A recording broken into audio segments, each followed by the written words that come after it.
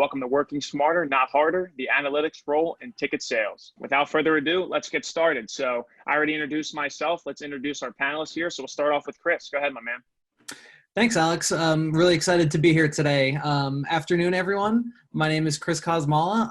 I am a sports marketing consultant. I've worked with approximately 80 or so different organizations in sports and entertainment. And I also teach the sports business analytics class in the master's program here at Neumann. I'm very excited to be here today. Awesome. Good to have you here, Chris. So we'll pass it down to Greg.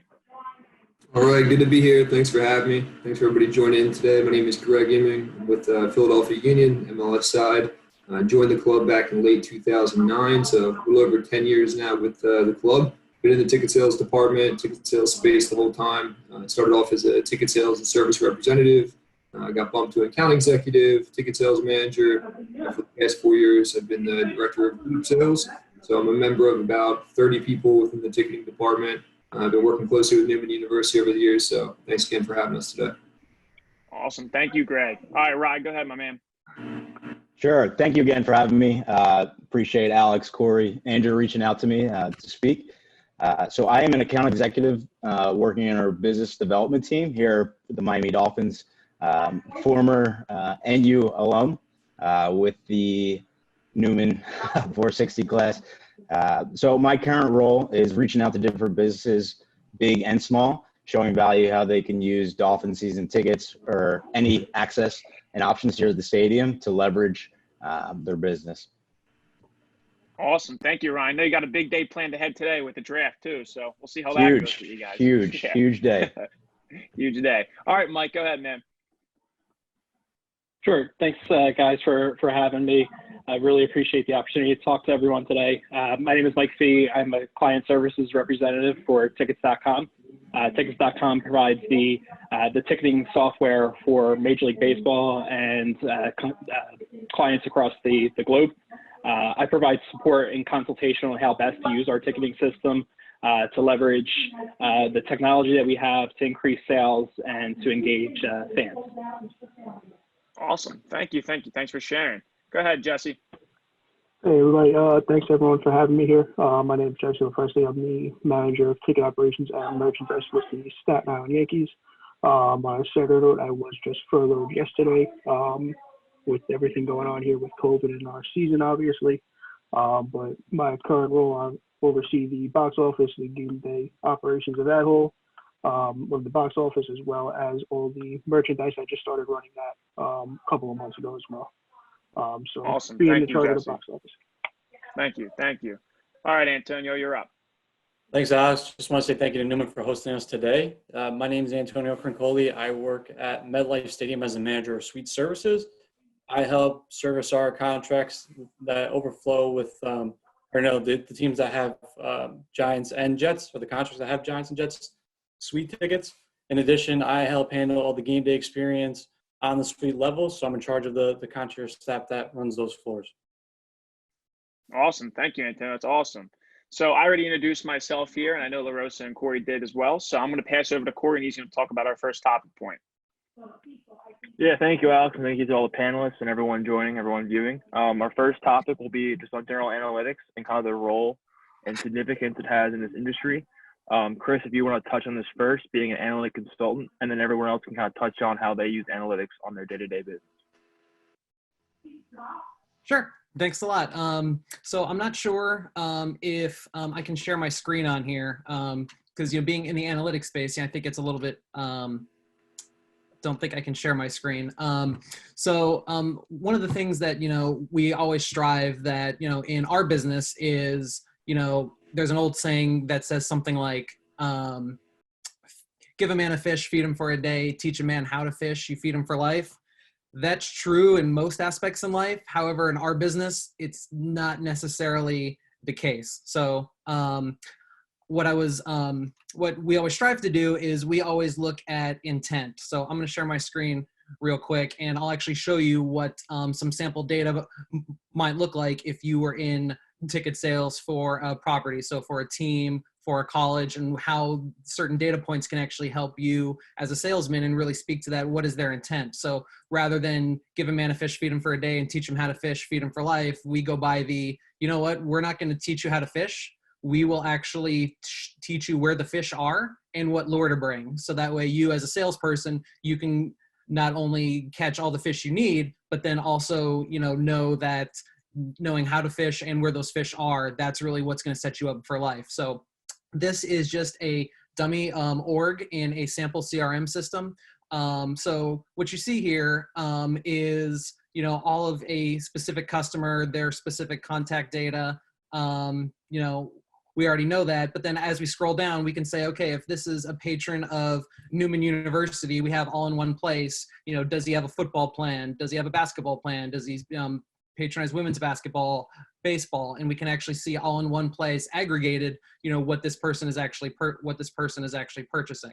We actually can see, is this person a Neumann alum? Is he married to a Neumann alum? And all of these things, not only are they helpful for you as a salesperson to be able to help you spark conversation and build that relationship with this person, but then it also helps for the organizational knowledge. So if you get promoted from account executive to sales manager and someone takes over this account, they can take over seamlessly and really build that relationship with this patron, because analytics can do a lot for you, but it's not meant as a replacement for good old-fashioned selling and really building a relationship with your patrons and really helping them maximize their investment with your property.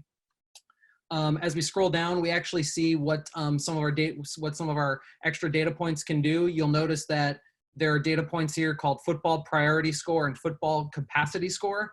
Those are two metrics commonly used in sports business to determine a fan's interest in your product and their ability to purchase your product. So typically on a scale of 1 to 5, the priority score is really how much does this fan look like your existing database? Do they have kids? Do they own their own home? Do they subscribe to ESPN Plus? What are those types of things that your database does that people who are already customers? And how much, in this case, how much does the sample patron look like your current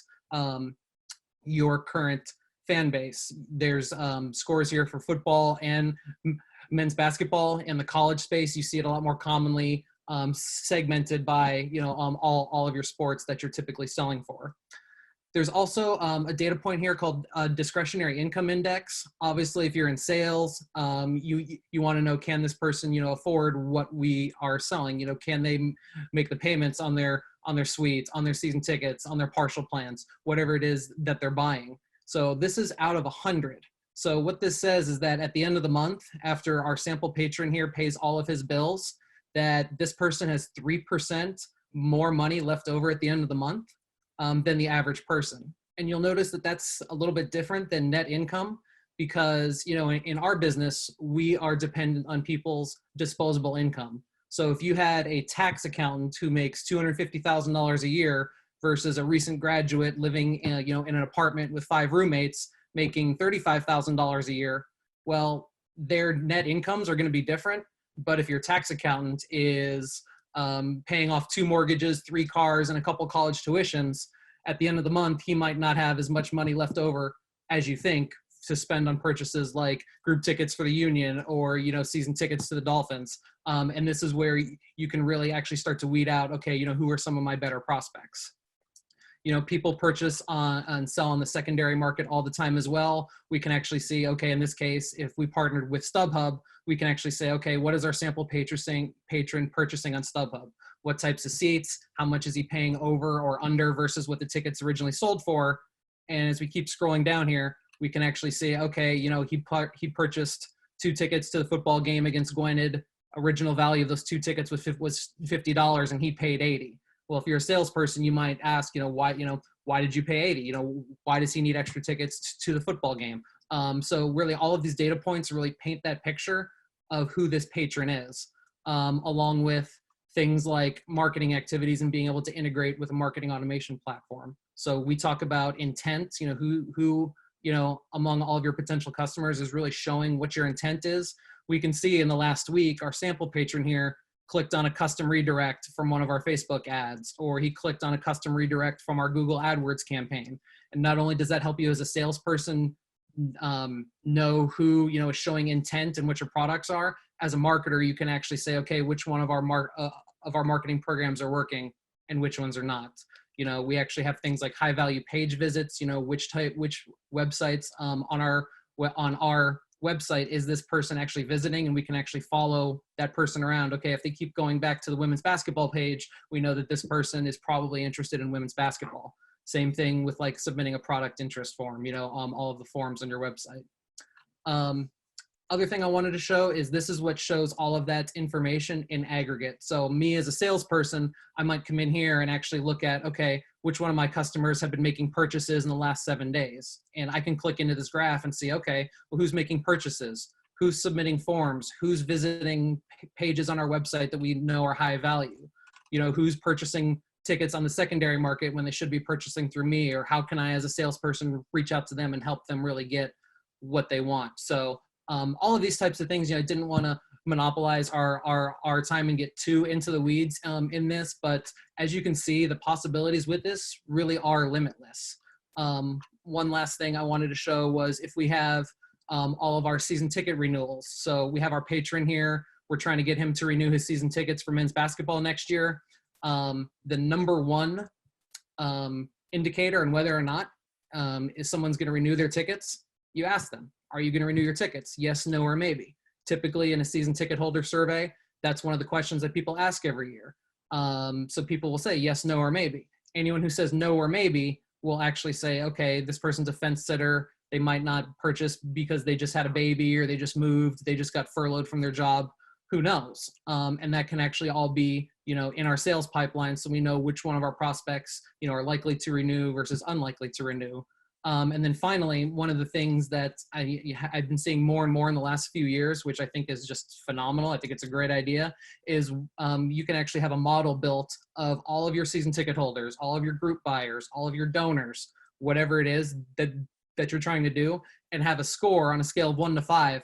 How likely are they to renew? 1 being very unlikely, 5 being highly likely, and we can run like statistical analyses and actually guess which one of your patrons are actually at risk for not renewing versus which one of the ones are statistically pretty safe. I've seen that for as little as 20 or 30 cents per record. And, you know, it's a great investment for, you know, people, you know, especially now to be able to know, okay, which one of our customers are really in danger and which ones aren't. And as I said earlier, that doesn't necessarily take the place of, you know, being a good salesperson. So Ryan down with the Dolphins, he might see that our sample patron here has a score of 4. Well, he might be building, you know, good relationships down there, and he might know that, you know what, Fred just got laid off. You know, he's someone that I'm really going to have to hold his hand. I'm not really sure. So, you know, analytics is definitely a great tool to have. It's, you know, can make you work, you know, as the session is titled, smarter, not harder, but it's meant really as a complement to, you know, how are you using it in your sales, you know, in your sales pitches, and how are you using it in your marketing platforms to really do more with the data that you have. So I'll throw it back to our moderators here. Hopefully that wasn't too in the weeds for everybody. But yeah, we'd love to move on to whatever else we want to talk about today. Yeah, no, that was awesome. Like you said, I think it's a great tool to have in a growing digital age, something that might not have been around 15, 20 years ago. But now for people selling, it's definitely a great tool to have. The rest of the panelists, did you guys have to touch on that? Maybe on how you guys use the analytics that you guys collect and help make a sale and look at prospects? Yeah, so just to go off what Chris said a little bit is now that I'm on the ticketing operations side, a lot of the information that you're seeing on the, sorry about the cat that's coming in the screen, a lot of the information you're seeing on Chris's screen, on his Salesforce screen, comes from the ticketing system, and there's got to be a way for that data to go from the system to the CRM system, and that's where I come in a lot of ways, and being able to transfer that data over and be able to really make it actionable for the people that are looking at it, whether it's sales reps or managers. Yeah, Mike, you know, I think that's a great point. You know, a lot of the source of truth for a lot of organizations is their ticketing system, and especially at like tickets.com, when you're talking about primary purchasers and then someone who either sells or buys on the secondary, in terms of raw data, that can get kind of messy, can it? Yeah, absolutely. I mean, the teams have 5, 6, 7 to 10 people working on the data. We're talking about millions of lines of data every year, and to aggregate it, to be able to look from the last 5 years, last 3 years, to try to predict what's going to happen in the future. It's all great data points for that. Sure. I think early on in my sales career is very much like law of averages of, hey, the more calls you make, the more emails, the more appointments, the more sales you're going to get. And that's still true to an extent, but I think you can be a little bit more strategic now, and it's shifted over the last, 5-10 years of quality over quantity. So I know that's one thing for me personally from a management side is I want to make sure that the lead availability that we have are warmer leads, more qualified leads. So that's where the business analytics comes in. It takes a look at a lot of those metrics. Chris made mention of like a high value page visit dashboard. That's something we have at the union. So, for me and my team, specifically in group sales, if we can kind of track this one individual who's referenced the group tickets page multiple times in the last week or so, that's probably a warmer prospect than just cold calling somebody out of the phone book. So a lot of different communication opportunities out there, whether it be calls, text, emails, voicemails, but you can really break it all down from a number standpoint and get pretty granular with it. Yeah, I agree completely with Greg. When I first started with the Dolphins, it was, put your head down, pick up the phone, make as many calls as you want. Now being on our BD team, you have to have a different kind of approach. You need to go in every call more strategic. So with these leads that we're generating, like we have to look back in the past of, what we did that worked, what we didn't do. But being unique and creative is big. Like I want to say about 8 months ago, we created leads out of people that bought planes in South Florida. I'm always checking who is buying $1 million houses down here in Dade County or Broward. So it's really just about being unique when it's finding those leads. With analytics, I mean, they help out so much and doing a great job in giving us the best leads. But I mean, it can get tough because you think you're going in the right way or the right approach. And then next thing you know, you get thrown a curveball and, it's not what you expected. But it's great to have the analytics team help us out, point us in the right direction rather than when I was first starting, just picking up, making 100 calls. Yeah, on the service side, it just makes you more efficient, especially knowing how many touch points you're making to somebody. You may think you have a great relationship with somebody and miss out on touching them in a certain amount of time. So it keeps you, on point on that direction and also keeps you more efficient. If you have somebody that has a high score and you have a good relationship with them, you may not have to work them as much as you have to work like a number 2 or, someone lower on that scale. So it just makes you more efficient in your attack, especially going in a renewal season. Yeah, so I agree with everyone here. Just for us here at Staten Island, it's a little different. A lot of these guys on this call probably have staffs of way more than us. We're a staff at 12. So we really don't have an analytics department like these other organizations do. That's kind of all of us. So for us, being on Staten Island, being a minor league baseball team, our community is the part that drives us the most. So we kind of use those numbers. We use them more based on zip codes, and especially on Staten Island, just to find out which zip codes we're doing really well and which ones we should try and go to a little more. And we kind of use the same thing. We use ticket returns. So we kind of pull those reports. We use all that information to try and drive where specifically we should be looking and where people are coming out from. Because, for us, it's all of our, 7 sales reps that we have here, trying to find those leads, trying to make up those lists, those prospects and everything. Yeah, I think those are all great points. Thank you guys all for sharing. I'll pass next to Andrew. I think he has another question. Yeah, definitely. I mean, analytics plays a huge role, especially in reaching out to contacts, leads, everything. But if you guys don't mind, if everyone can touch on briefly their sales approach when it comes to finding a lead, like Ryan said, getting guys who bought airplanes recently. What's your approach when you kind of go onto that call, either whether you're making 100 calls a day or you're just kind of more specifying your calls?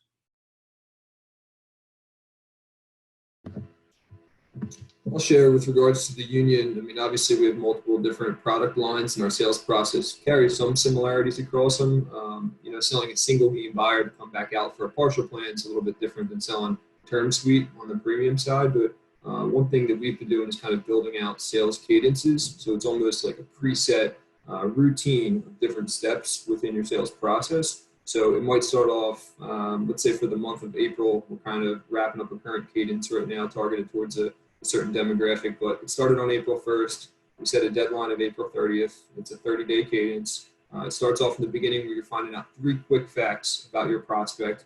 All of these leads have been compiled. They're preloaded in. You're going to do a quick little research on 3 facts about this person. You're going to start off with a call. You're going to send a follow-up email. Maybe there's a text in the middle of the month, and then again, a series of follow-up calls and emails. The one thing that's nice from an analytics standpoint is we preset a lot of those email templates. So it makes it very easy on like a rep level, if you will, to kind of execute and kind of complete the steps of the cadence. It makes it more efficient for them because all of the leads are loaded in, all of the messaging is in there. But on the back end, the rep and the management side, they really look at it from an analytics perspective of, hey, how many people have opened up this email? Which link within the emails is getting the most engagement, the most click-throughs? How many of these email addresses are no longer valid? Let's put in 2 separate voicemail scripts because you're going to be leaving a lot of voicemails. Which voicemail are you leaving that is generating more callbacks and things like that? So that's just an example of something we're kind of currently doing right now that it's been fun kind of looking at the data because you can really get pretty granular with it and find out even, hey, Wednesdays between 5 and 6 p.m., that's the prime time to get people on the telephone. That's what the data is telling us. So little nuggets of information like that, we try to take advantage of it and kind of apply it to our process moving forward. I think Greg made a good point there. When looking at things like email clicks or high value page views, it's important to know that, when you're sending email and you have a marketing campaign going, not every link in an email is created equal. It's just not. So if the union sends out an email saying, click here for pictures of our new training facility, versus, click here for information about, our group rates for the 2020 season, that second link is a lot more valuable to Greg than it is, the person who clicked on the first link. That being said, it's also the same where, if it's a groups link, that's more valuable to Greg than it is to Antonio, who's in premium. So even then you still can segment, okay, we have this high value link, but really what's the most appropriate follow-up? Is it Greg's team in groups? Is it Ryan's team in business development, Antonio in premium? I mean, there's so many different ways and there's so many, in a way it's very good that there's so many paths you can go down, but then it's, it's on you as an organization to determine what that best path is. I think on the B2B side, you got to think about it. There's so many other different sales reps that are reaching out to CEOs. Everybody thinks they have it, solved and they can reach out to a CEO and they're going to buy tickets, but you need to think about your approach the way you go in. So address what most businesses are going through, provide a solution, kind of undersell it a little bit, not assuming that anything would make sense.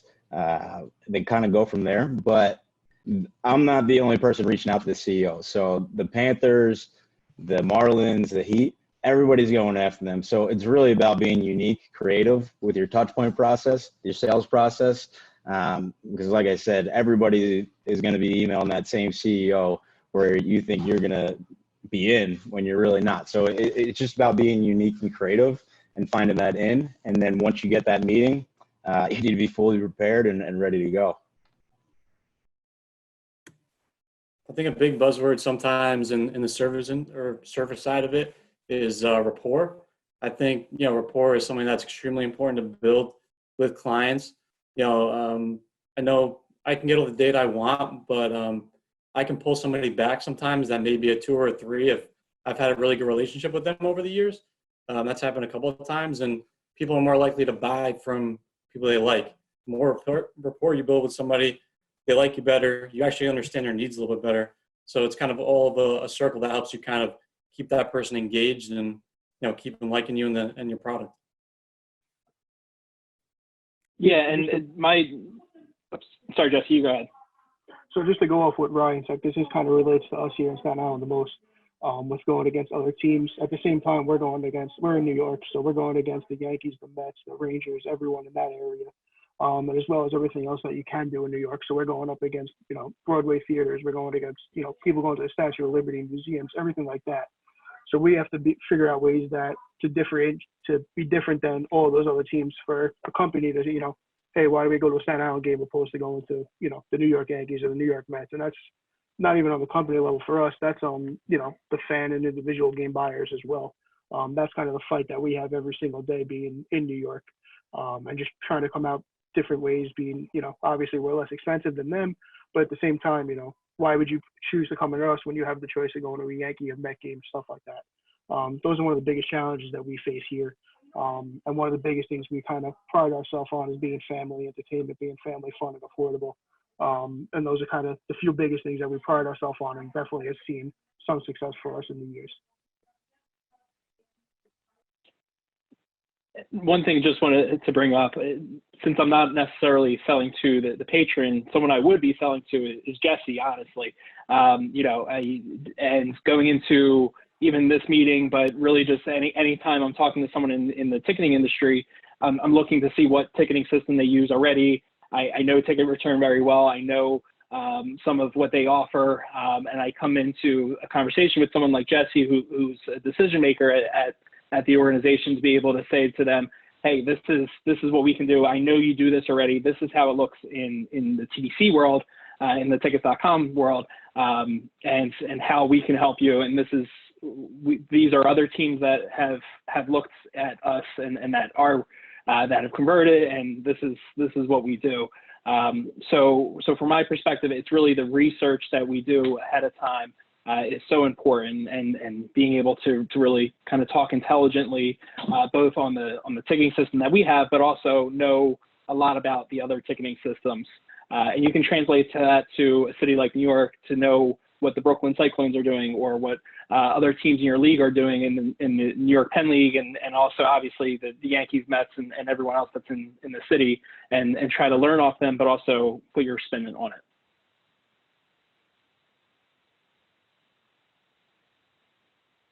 Yeah, it's definitely good to hear all the different kind of perspectives, that since we have so many different types of people in the sales area, whether it's analytics or group sales or the operations, good to hear like all the different types of approaches. But I know that Rucci had some questions for you guys, so I'm gonna pass it off to him. Yeah, so I'm going to pick up some of the questions. I'm going to ask two now that were from the chat. So we're going to start off right here with Ryan, who asked this question. Working in premium, how do you guys use analytics to narrow down businesses and clients that may get the greatest benefit from ticket plans? So I think right now a big approach has been looking at some, at least from other webinars I've been doing, looking at some industries that haven't been hit. Yeah, I'm talking about going forward after the coronavirus. But previous to that, it really depends on previous to here, when I was at the Mets and we were selling, we would have a month where we would pick lawyers for a month, move on to them. And it's also, I think, looking within the organization and analyzing who uses you already and who you can kind of build off of that. Look, especially in the New York area, you have plenty of businesses to reach out to. So it's just a matter of, again, providing that value to those that you can.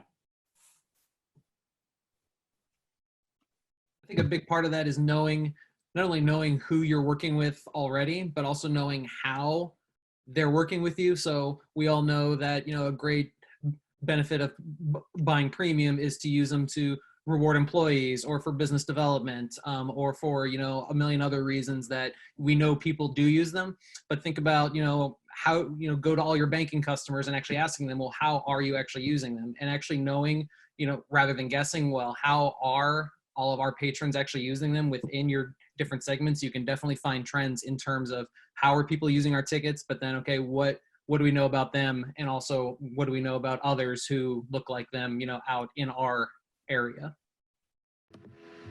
Yeah, you bring up a good point, Chris, with regards to that. I mean, if you think about, prospecting from a premium standpoint, think about companies that are in market that have whether it's large employee base or it's smaller businesses, but there's either the client entertainment piece of it, or there's just rewarding employees and employee morale.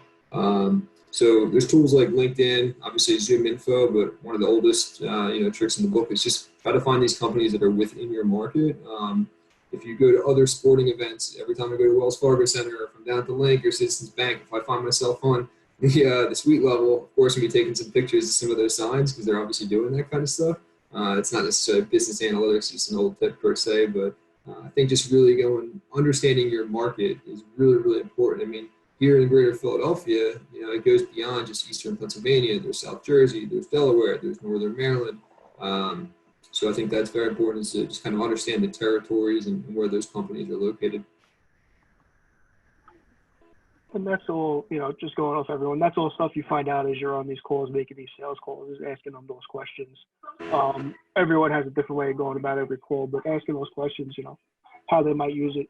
One of the biggest things that we kind of ask people here is if they've ever done something like this before with going out to a sport game. That kind of gives them a yes, gives you a pretty clear answer of, how they did it. And it's probably going to give you the answer you need to hear if they did it for their company or for their clients. So definitely just asking certain questions, specific questions, will be the best way to find out how they're going to use them and if it would be a good fit for them.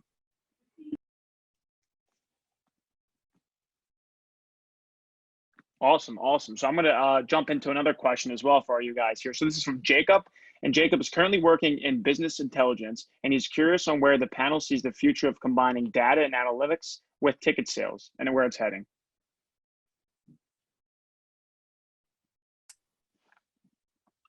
I guess I'll jump in with that one. I definitely see more and more, companies being smarter and actually using more, advanced analytics. Like we talked about priority scores, capacity scores, purchasing data appends. One of the things I will say is that might actually become harder and harder to come by.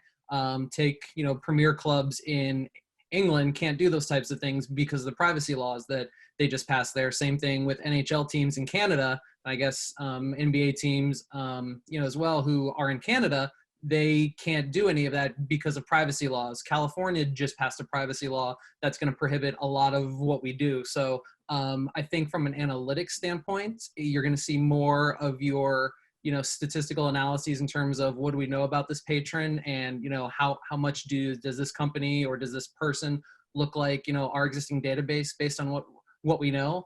And one thing that Ryan touched on earlier that I'd love to expand on is creativity. You have to be able to get creative and really know how to reach people. A great example is a museum that I'm working with. Since they're closed during this time, one of the things that they're doing is they're working with us to set up an Alexa skill.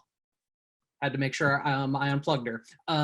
So they want to do like a fun fact of the day related to the content at their museum that people can then ask Alexa, tell me a fun fact of the day from, that property, and as a way to keep their, fans, if you will, engaged. One of the pieces we're also going to build out is having Alexa occasionally follow up with, when the museum reopens, would you like to come in for a private tour? Would you like to bring your group down, or, things like that, and then sending those leads to salespeople. So, I think when Ryan said you need to get creative, I think that is going to be an even bigger influence is, how can we engage with the people, who are fans of our property? And really, again, going back to my analogy of how do we find where the fish are, using tools like that to be able to identify, where our fans are. Just to add on to that really quick to Chris, I think it's kind of becoming the new norm in a sense, not for every organization. Obviously depends on how many employees you have and things like that, like Jesse mentioned, but having somebody specifically in an analytics role within the ticket sales department, I know that would be extremely valuable for me. At the union, we basically have a three-person business analytics. We got like our VP of business analytics, we have a data analyst, and we have a digital strategist, and they get pulled a bunch of different directions. If you think about the whole organization relying on these three individuals for everything pertaining to business analytics. So for me, I know I'm the guy that's going over to stop at their desks and talking about lead availability and lead scoring and importing leads and things like that. So hopefully in the future, I wouldn't be too surprised rather in the future as we kind of continue to make these developments in the tech space, that like having like a ticket sales analyst on your ticket sales staff, I know that would be fantastic. That way I'm not just taking people away from their other parts of their day-to-day job as well. Awesome. Thank you guys for sharing. I'm going to pass it to Andrew. Had another question for you guys as well. Sure. So what we kind of find is we're not just selling for one thing. We can sell for concerts, different types of events, maybe not necessarily what exactly your organization does. So the question we have here is, what's the process of finding different demographics to sell tickets for different types of events? Such as Antonio, you're dealing with the service of the Jets as well as the Giants, any concerts that happen at MetLife. Just kind of expand on that if all of you would like to jump in. Sure. For us, I mean, again, it comes down to data. So every person that inquires about concerts at MetLife Stadium, we're holding that information where we go back to every concert that we've had and we make sure we reach out to those people. Because we do end up having some limited amount of suites after some of our suite partners gobble that up. But for us, it's not as more, for us, it's more just keeping track of who bought because they're the most likely to buy again. And again, working off those current clients and figuring out referrals and, what attracts them to get people to attract other clients. I mean, I think most clients now are looking for a variety of things, and we're able to provide it with football and some of our big concerts that we have. Yeah, I'm in a pretty unique situation down here. Working for Hard Rock Stadium, we're a full menu.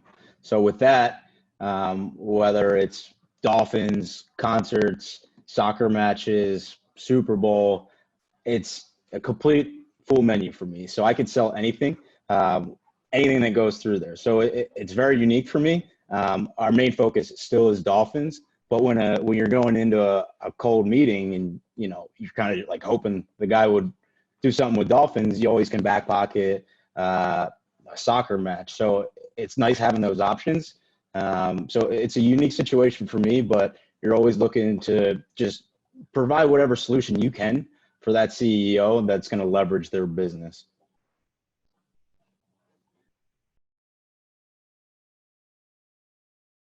Yeah, if anyone else has anything to add when it comes to multi-event selling. I would just say, go ahead. No, you can go ahead.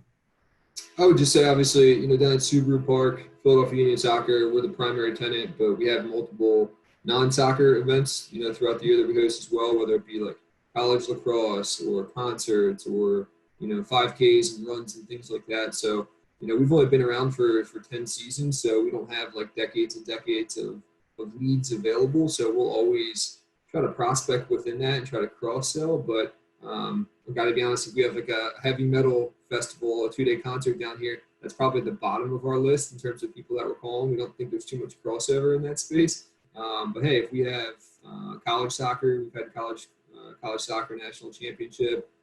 Sometimes there is some crossovers with some other events. So we just have to look at it in terms of, what's the propensity in a crossover that somebody that attended this event might want to come back to a Philadelphia Union match as well. Yeah, that's all good stuff, guys. I'm going to pass it over to Cory. He's got some questions for you guys. Yeah, I mean, I just go off what you guys just said there. I think it's really important to know your product and know what else you sell. So like Brian Lee said, you can leverage those different venues and different events. So I'll kind of switch over to kind of COVID and maybe talk about how you guys are going about that in ways, like different ways of approaching people, touch points while still staying, while still like acknowledging what's going on and kind of being empathetic. So for us, for the longest time, obviously before our situation changed yesterday, we kind of put a pause on all of our selling coming up here for the season. Our biggest thing was just reaching out to our clients, just checking in, see how they're doing.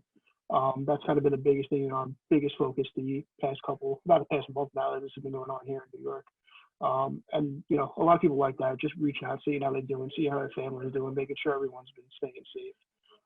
And from there, you just see how the conversation goes. For a lot of us, a couple of my clients I reached out to, it continued to grow to somewhat planning something for them, obviously not making it definite. So for us, the biggest thing was just reaching out, making sure everyone's staying safe. We kind of put a pause on everything. Our main focus obviously is ourselves staying safe, but obviously we want all our fans and everything to be staying safe as well. Being able to come back healthy and enjoying all the games and come back out to the ballpark. It's for weird, for sure, a weird situation that we're in right now. I had the sales approach beforehand of, asking for the sale 5, 6 times and letting them tell me no. So it's really now more about being just empathetic and genuine. And like, it's not bad to ask just how someone's doing. I had a 30-minute conversation with someone last week just about Tiger King. So before it's different because you're just always, I'm going to do whatever I can to get the sale.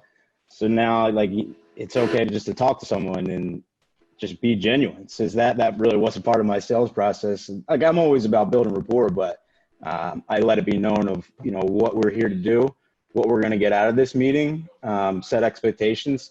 But with these cold emails now, it's just more of just checking in, hope everything's good. What Netflix shows have you been catching up on? Talked to someone the other day about the Jordan documentary. So just building rapport with still staying genuine. But I mean, ultimately they know the reason you're reaching out. So kind of going from there. I think it's really important, Ryan, what you said. Beforehand, reach just going for the sale. Now you got to take a step back, think about the person. Obviously, like you said, they know why you're calling, but take a step back, build some more rapport, and if they want to buy, they're going to buy. Anyone else want to touch how their company's been taking a different approach to this? I would just say, I think it's interesting if you think about the sales cycle for the different sports, the different organizations. So obviously Ryan, Antonio, they're thinking NFL draft right now. Their seasons aren't necessarily starting for 5.5 months or so. So they have some time, hopefully, for this coronavirus to pass everywhere. Jesse, myself, our season either just kicked off or it's just getting ready to start. So it's interesting. You have to think about it and look through multiple lenses. I mean, if you think about your season ticket base, I mean, we have a pretty extensive bill plan where we've been charging people a lot. We've gone through the renewal cycle for this current season, yet we've not hosted a home game yet. Do we charge credit cards? Do we hold off? Do we defer payments? Do we be very proactive in reaching out to new business? Well, we don't know when game plays are going to resume, so it's tough to even ask for money.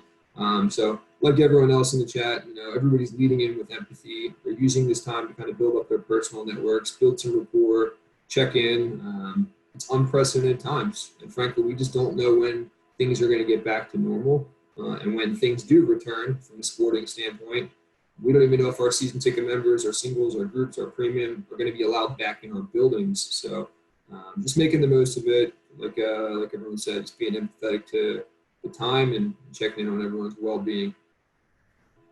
For me, it's been actually a pretty good opportunity to, again, build rapport, but get on the phone with people that I necessarily wouldn't be able to get on the phone with. Most of the time when I'm dealing with some of these bigger companies like Goldman Sachs or Citibank, for instance, I'm dealing with a lot of admins or a lot of people that are helping out with the tickets.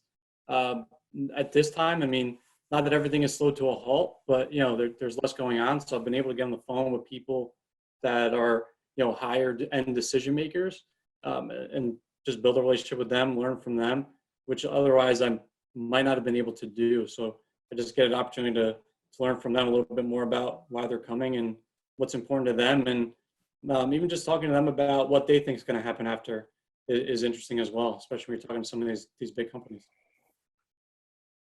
Just to go off what Greg said, we start in June. Our first game would have been June 19th, so we're about a month and a week, 2 weeks away from when we would have started our season. So for right now, this is our biggest time. This would have been our biggest selling time, where we would have been getting a lot of those groups. A lot of our season ticket holders of our smaller plans would have been getting going now, as well as planning out a lot of our theme nights and finding groups to expand on those. So we kind of put a strict halt to everything, where this is our busiest time right now, and this is the time we would have been getting going for sure, harder than ever. Yeah, I know for sure it's definitely crazy. I know a lot of companies are pushing up more digital. Obviously, the NFL draft coming up, it's all going digitally. I know the EMLS had some stuff on TV, just kind of keeping it out there, just kind of keep fans engaged, keep them in the loop. I'll throw the next question over to Rucci. I think he had something he wanted to touch on.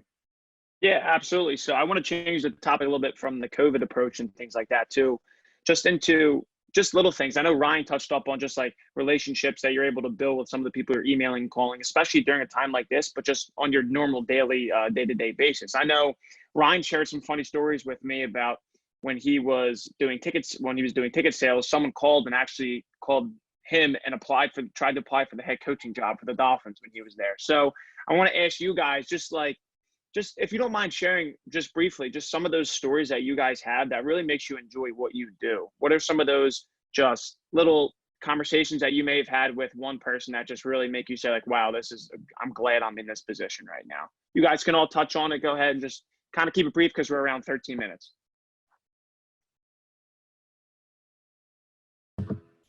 I would just say one thing that's pretty unique, obviously being in a sales and revenue generation position for a soccer team. We talk to a lot of soccer teams, youth soccer, high school soccer, college soccer, et cetera.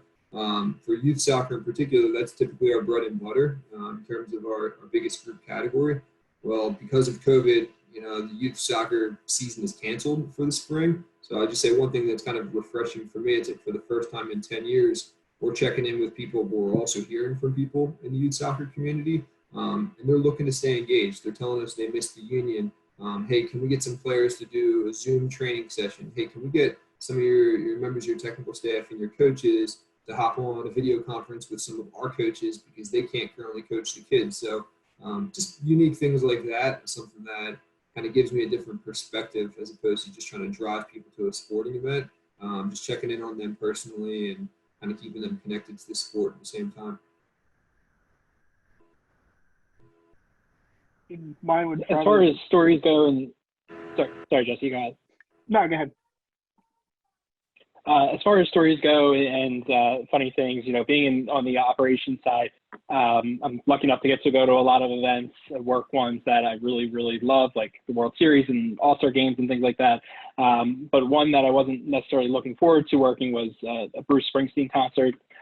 For everyone that loves Bruce Springsteen, I'm not one of them. But the coolest thing to see was the ballpark filled with people and to really have a hand in that and kind of see everyone enjoying themselves. And I think that's what most of us want the most when we come back, is just to see the venues crowded again and being able to really truly feel the presence of everyone. Yeah, I mean, just to be quick, mine kind of goes off Ryan's with having some funnier ones. Obviously, we have the name Yankees in our name, so everybody here, I'm sure, can only imagine the questions that we get if we have, some of the New York Yankee players starting in our lineup, stuff like that. People have come to our ballpark on off days thinking it's Yankee Stadium for a New York Yankee game, which is not. And having to explain that to them is not easy. And some people get very upset about it when they realize they're now almost an hour away from where they wanted to be and the game's about to start. Yeah, it's just like the little stuff that makes you laugh. Like, there's so many different situations. Like, just being down here in South Florida, it's not, like, just call it how it is. It's not the best sports market for a diehard sports fan. So sometimes we'll get calls where people think we're the Marlins, and you just got to make light of the situation and get a laugh out of them. And I mean, there's endless amount of stories with being in a market like this. But yeah, it's just making light of the situation. And I would piggyback off what Mike said. I mean, when you walk into a full arena of 80,000, 30,000 have you, whatever. I mean, even the image behind Greg reminds you of, all these people cheering in unison for one team or booing or, whatever they're going to do. The energy in that building and seeing everybody kind of get behind one thing there's always been something that has gravitated me towards this industry in general. I would agree completely. And I think that I had that same moment when I worked at LSU. For those of you who are college football fans, there's a highlight when Patrick Peterson was there returning a punt against West Virginia. And I was actually standing in the back of the end zone when he returned that punt for a touchdown and did the Heisman pose. On the third down, right before that punt, when West Virginia was backed up against their own end zone, I'd always heard the expression, you can't hear yourself think, but I always thought, that was just an expression. Of course you can always hear yourself think. I legitimately could not hear myself think because the stadium was that loud for third down when West Virginia was backed up into their own end zone. Probably was helpful that I was standing in front of the student section, but, to that point, I mean, there's just no feeling like that. Yeah, that's awesome, and I really appreciate you guys all for sharing too. I mean, was everyone able to get a chance in? Yeah. Um, what's unique about that too is just me being a college student. I want to hear those type of things as well, just because I know someone just messaged it too in our chat as well. Like those are things that we want to hear, and those are the reasons why we do want to work in sports, because there could be some days when we're having a bad day, there could be some days when we're having a great day, but just little reminders and little moments like that really do make us appreciate the career path we're choosing and following as well. So I think that's something I really appreciate you guys taking the time to answer as well. So thank you for that. And I'm going to pass it over to Andrew as well. Yeah, absolutely. That was refreshing to hear because a lot of people think, oh, why should I get into this industry? Why that? That's why right there. But for people who do want to get into this industry, like what are some just quick tips or advice, like maybe through LinkedIn, reaching out, doing informational interviewing? Like what are some things you guys look for when people are trying to get into the industry? I think as far as sports sales and what we're doing, it's don't talk about why you want to be in sports. Talk about why you want to sell. It's not really like I'm going to be a sports fan because I'm working for this team. Why do you think you're good at selling? What are you providing with that team that's going to want them to hire you? Now that you're a sports fan, so don't really talk about that. Here, the Dolphins were a results-based culture with heart. So 51% is going to be off the results. That's obviously what we want you to do. But 49% of that is the attitude and effort. So if you come in willing to work hard and you have a great attitude, you're going to have the results. And just as far as the culture, you want to be around people that want the best for you. So there's plenty of times where inside sales reps come in here and, it's not a fit and it just didn't work out for them. And that's okay. But you want to be around leaders and people that care about you and always are going to build you professionally and personally. So being around the right people is absolutely crucial.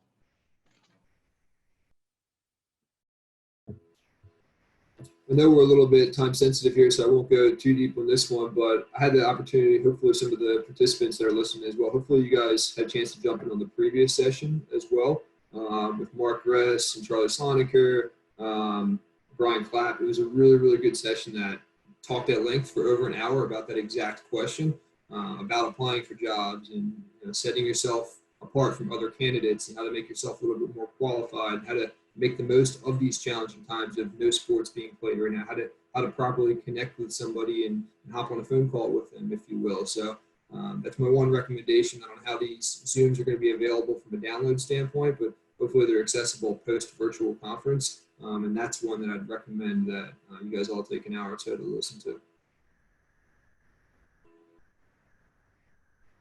Yeah, the one thing I look for when students or really anyone that's looking to get into the industry is really passion. You have to be passionate about it. It's more than just being a sports fan. You have to show that you're willing to do the hard work that's involved. It's a lot of hours. It's a lot of missing events that your family that you want to be at. For people that are looking to get into CRM, it's showing that you may not have necessarily a background and you can't be a developer of Salesforce, but you can learn as much as you can with the free things that you have, and really just keep learning and just try to show the passion when you do go out to LinkedIn and when you are talking to professionals to really try to understand what they do and just show that you're willing to learn. I think that's always helpful to know. For me, I know me and Andrew talked about this before our initial call before this, but for me in college, it was just trying everything. I didn't know that this is what I wanted to do. So for me, it was just grabbing every experience I could, whether it was shadowing somebody for a week, whether it was a volunteer opportunity, whether it was in operations, community outreach, marketing, sales. And then, I got lucky that I ended up finding something I love, but there's so many opportunities. I wouldn't limit yourself. I would try everything and try to get as much experience in everything as you can. So in minor league baseball, it's a little different. Like I said earlier, we have a staff of 12. At the same time, our main focus is selling, but during a game, if it starts to rain, we're the ones running out there to throw the tarp down on the field. We're the ones, if we have to be a mascot, we go out, we be the mascot and everything. So yeah, your main focus might be one thing, but you could be doing something totally different at any point in the day. And, like everyone else said, it's a long grind. We'll be at a game until, 10, 11, 11:30 at night. And we could have a game at 11 that starts at 11 a.m. the next day. So we're right back there, less than 12 hours again. So it's a long summer.